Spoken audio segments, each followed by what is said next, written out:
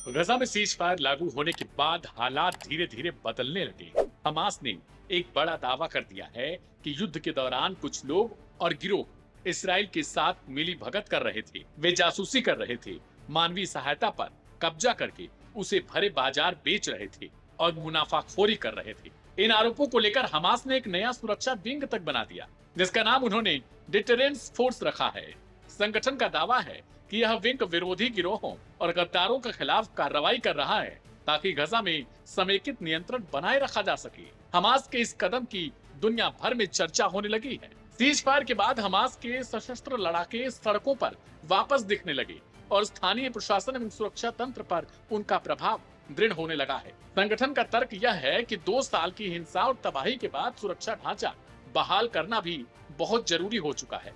पर आलोचक बताते हैं कि हमास की यह कार्रवाई अक्सर बेतहाशा और बिना पारदर्शिता की हो रही है। वहीं गजा में इसराइल समर्थित कुछ मिलिशिया समूहों और हमास के बीच अलग अलग क्षेत्रों में झड़पें भी रिपोर्ट की गई, जिससे माहौल अभी भी नाजुक बना हुआ है।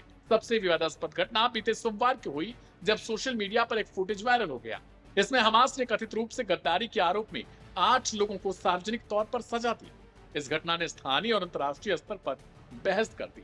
मानवाधिकार समूह और कई पश्चिमी देशों ने सार्वजनिक तरीके से सजा देना और विवादित ट्रायल के बिना फौरन कठोर कदम उठाना निंदनीय बताया। लेकिन हमास का कहना है कि यह कार्रवाइयां कानून व्यवस्था बहाल करने और समर्थकों को विचलित करने के उद्देश्य से की जा रही हैं। इसराइल ने स्पष्ट किया है कि अगर हमास शांति समझौते की शर्तों का पालन नहीं करता, खासकर हथियार छोड़ने और शासन को नागरिक नियंत्रण में देने के मामले में, तो वह फिर से सैन्य कार्रवाई शुरू कर देगा।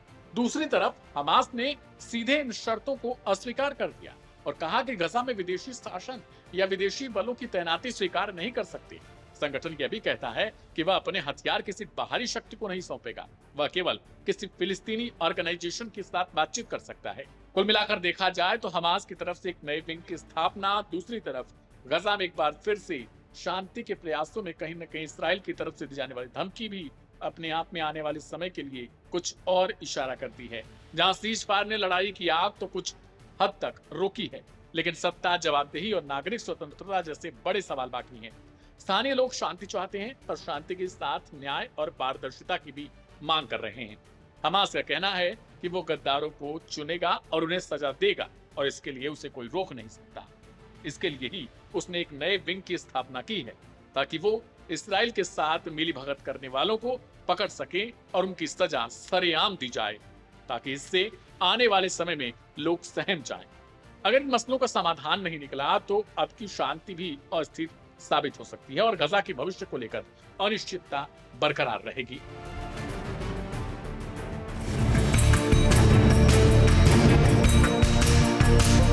हमास और इजराइल के बीच चला युद्ध 2 साल बाद थम चुका है। युद्ध के थमने के साथ ही बंधकों की रिहाई भी हो चुकी है। हमास की बात करें तो हमास ने इजराइल को 20 जिंदा बंधकों को सौंप दिया है, जबकि 6 बंधकों के शवों को भी सौंपा गया है।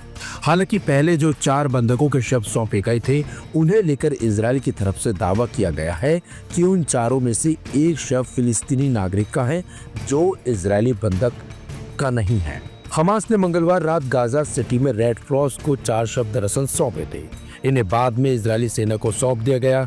इजरायली अधिकारियों ने बताया कि इन शवों की पहचान हमास की ओर से नहीं की गई थी। शवों को सौंपने की प्रक्रिया उस समय हुई जब इजरायल ने हाल ही में लागू किए गए युद्ध विराम का उल्लंघन करने के लिए हमास पर गंभीर आरोप लगाए थे। इजरायल ने कहा था कि उसने मारे गए बंधकों के शवों को रोक कर रखा है।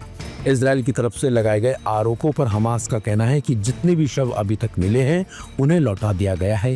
हालांकि हमास का यह भी कहना है कि अभी भी शवों की तलाश जारी है और जैसे जैसे शव मिलते जाएंगे सभी को लौटा दिया जाएगा। दरअसल इजरायली हमलों में गाजा पूरी तरह से तबाह हो चुका है। बड़ी बड़ी इमारतें मिट्टी में तब्दील हो चुकी हैं। ऐसे में शवों की तलाशी करना हमास के लिए भी आसान काम नहीं है, जबकि इजरायल हमास पर शव छिपाने के गंभीर आरोप लगाकर धमकी दे रहा है फिर से जंग लड़ने की। इससे पहले भी इसराइल ने मार्च में सीजफायर तोड़कर जंग शुरू कर दी थी। दरअसल इजरायली रक्षा मंत्री इजराइल कॉट्स ने सेना को आदेश दिया है कि वे गाजा में युद्ध के लिए फिर से तैयार रहे। इजरायली रक्षा मंत्री इजराइल कॉट्स ने कहा है कि अगर सीजफायर टूटता है तो गाजा में हमला फिर से शुरू किया जाएगा। उन्होंने इस संबंध में इजरायली सेना को प्लान तैयार करने का आदेश भी दिया है। इजरायली कॉट्स ने चेतावनी दी है कि अगर हमास ने गाजा से हथियारबंद लड़ाकों को नहीं हटाया और अपने पास रखे सभी बंधकों की लाशें नहीं लौटाई तो इजराइल फिर से जंग शुरू कर देगा। इस धमकी के बाद गाजा में फिर से डर का माहौल है। पिछले 2 सालों में इजराइल ने गाजा में लगभग 70,000 लोगों की जान ली है और लाखों लोग घायल हुए हैं। इस जंग में इजरायली हमलों की वजह से गाजा में भूखमरी और कई तरह की गंभीर बीमारियां भी फैली हैं। इजरायल रक्षा मंत्री की ओर से यह धमकी गाजा में सीजफायर लागू होने के 6ठे दिन आई है, जब हमास ने बुधवार को 2 और बंधकों के शव सौंपे हैं और कहा है कि उनकी कस्टडी में आखिरी लाशें हैं। इजरायली रक्षा मंत्री इजराइल कॉट्स ने बुधवार को चीफ ऑफ स्टाफ और सीनियर मिलिट्री अधिकारियों के साथ एक मीटिंग की थी। इस मीटिंग में इजराइल कॉट्स ने सेना को निर्देश दिया है कि अगर इजराइल गाजा में अपना अभियान फिर से शुरू करने का फैसला करता है तो हमास को हराने के लिए एक पूरी योजना तैयार की जाए। वहीं अमेरिकी राष्ट्रपति डोनाल्ड ट्रंप ने भी हमास को धमकी देते हुए कहा है कि अगर वे हथियार को नहीं छोड़ते हैं तो अमेरिका जबरन हथियारों को उनसे छीन लेगा। ट्रंप के इस बयान से गाजा में हिंसा बढ़ने का डर अब बना हुआ है और एक बार फिर मिडिल ईस्ट में हालात बिगड़ने का खतरा मंडराने लगा है।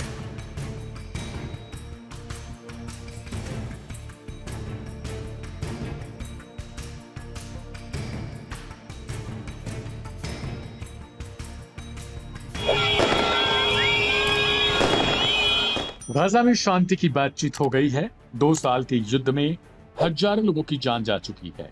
बच्चे अनाथ हुए, हजारों मौतों की नींद सोए, माओं की गोद सुनी हो गई, हजारों महिलाएं मौत की आगोश में सोईं, बुजुर्गों की लाशें बिछीं, लेकिन अंततः युद्ध विराम का ऐलान हो गया।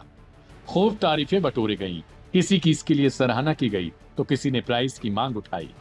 लेकिन सवाल बस ये नहीं उठाया गया कि जिन हजारों मासूमों की मौत हुई, उनकी मौत का जिम्मेदार कौन है। स्पेन के प्रधानमंत्री पेड्रो साचेंज ने जोर देकर कहा है कि हाल ही में हमास और इसराइल के बीच हुए युद्ध विराम का मतलब यह नहीं होना चाहिए कि गजा में हुए जनसंहार के लिए किसी को भी जवाबदेह नहीं ठहराया जाएगा।